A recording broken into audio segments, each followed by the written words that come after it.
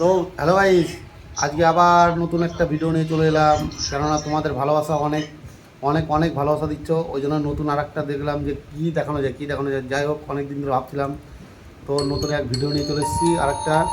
আর চলো তোমাদেরকে দেখাচ্ছি। আমি বললে তো তাহলে তো দেখবে না, কেননা দেখাচ্ছি তখন দেখে নিও যেহেতু। আর এর দেখো গাইস, আজকের মেনু হলো আমাদের বাড়িতে ভাত আর ডিমের অমলেট, আর এটা আছে তোমার জিরা কাঠি চালের ভাত। যাই হোক, আর এটাতে কচুর শাক দিয়ে চিংড়ি মাছ, আর এটা হলো ঘন মসুরির ডাল, একদম ঘন, দেখো কত গাঢ় হয়ে গেছে।